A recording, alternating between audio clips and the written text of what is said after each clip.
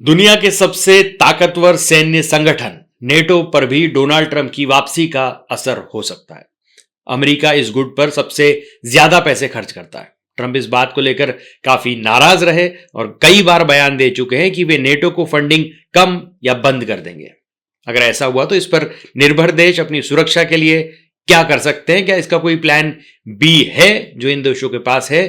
क्या इसके बाद परमाणु हथियार बनाने पर जोर बढ़ सकता है? पहले थोड़ा जान लेते हैं कि क्या है नेटो और उसका मकसद क्या है। यह एक मिलिट्री संगठन है। 50 के शुरुआती दशक में पश्चिमी देशों ने मिलकर इसे बनाया था। तब इसका इरादा था कि वे विदेशी, खासकर रूसी हमले की स्थिति में एक दूसरे की सैन्य मदद करेंगे। अमेरिका, ब्रिटेन, फ्रांस और कनाडा इसके फाउंडर सदस्य थे। ये देश मजबूत तो थे, लेकिन तब सोवियत संघ से घबराते थे। सोवियत संघ के टूटने के बाद उसका हिस्सा रह चुके कई देश नेटो से जुड़ गए। रूस के पास इसकी तोड़ की तरह वॉर्सो पैक्ट है, जिसमें रूस समेत कई ऐसे देश हैं जो पश्चिम पर उतना भरोसा नहीं करते। अब कौन नेटो का सदस्य बन सकता है? इसके लिए जरूरी नहीं कि देश में लोकतंत्र हो, चुनावों के जरिए लीडर बनते हो। आर्थिक तौर पर मजबूत होना भी जरूरी है, लेकिन सबसे जरूरी है कि देश की सेना भी मजबूत हो, ताकि किसी हमले की स्थिति में वो भी साथ दे सके। मेंबर बनने के लिए देश खुद दिलचस्पी दिखाता है, साथ ही पुराने सदस्य उसे न्योता भी दे सकते हैं। इसके बाद ही मंजूरी मिलती है।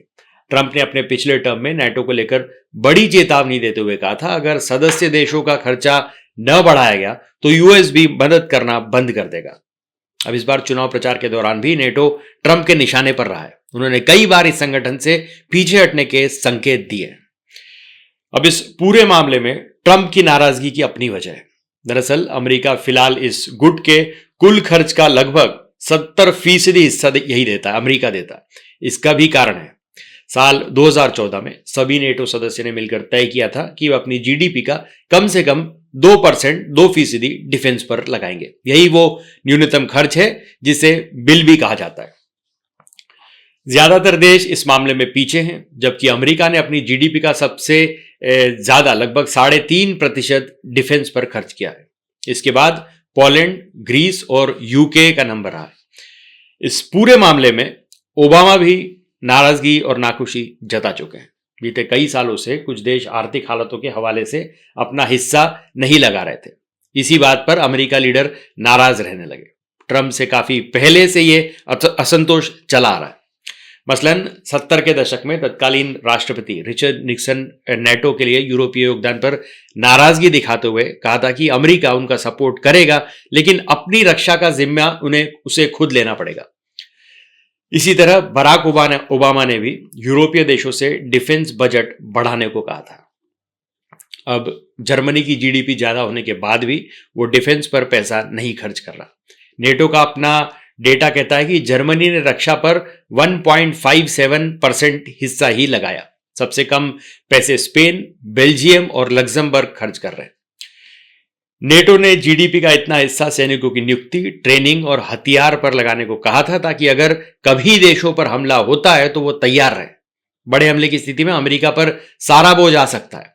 नेटो वैसे तो सबकी सहमति से फैसला लेता है, लेकिन अमेरिका इनमें सबसे ज्यादा ताकतवर है। उसके पास सैन्य पावर काफी ज्यादा है। इससे भी बड़ी चीज है कि उसके पास परमाणु हथियारों का भंडार है।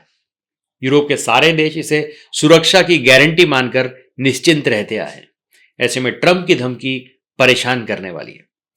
बता दें कि नेटो का आर्टिकल 5 कहता है कि अगर यूरोप का नॉर्थ अमेरिका के किसी भी देश पर हमला हो तो इसे सारे मेंबर के खिलाफ हमला माना जाएगा। फिलहाल जैसे हालात हैं, जियोपॉलिटिकल हिसाब किताब वैसे ही गड़बड़ाया हुआ है। ऐसे में देशों में बेचैनी लाजमी है।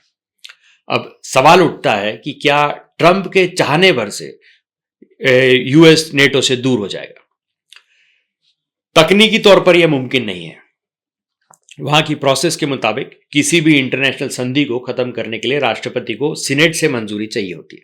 यह सहमति भी कम से कम 2/3 हो, तभी ऐसा किया जा सकता है। हालांकि विदेश नीति पर राष्ट्रपति के पास काफी सारे अधिकार हैं, जैसे वो एग्जीक्यूटिव ऑर्डर के जरिए सीनेट की सहमति के बगैर भी बड़े फैसले ले सकता है। सामूहिक सुरक्षा व्यवस्था पर निर्भर रहते हुए भी कई देशों ने अपनी कोई तैयारी नहीं रखी, जैसे लग्जमबर्ग और आइसलैंड। जैसे देशों के पास अपनी खुद की बहुत सीमित सैन्य ताकत है। नेटो पर निर्भरता का अंदाज इस बात से लगाया जा सकता है कि कई मजबूत देशों के पास भी अपना परमाणु हथियार नहीं है, जैसे जर्मनी, इटली और तुर्की। वे सुरक्षा के लिए अमेरिकी जखीरे के ही भरोसे हैं। यही वजह है कि ट्रंप के आने के साथ इन देशों में डिफेंस को लेकर खलबली मची हुई है। फिलहाल इन देशों में सैन्य बजट बढ़ाने पर चर्चाएं चल रही हैं। इसके अलावा प्लान बी के नाम पर यूरोप में एक और सैन्य गुट बन चुका है, जिसका नाम है common security and defence policy. इसके तहत यूरोपीय संघ के पास 3 लाख सैनिकों की सैन्य क्षमता है, जो इमरजेंसी में अपने सदस्य देश की मदद करेंगे। हालांकि नेटो के मुकाबले इसके पास काफी सीमित ताकत और संसाधन है।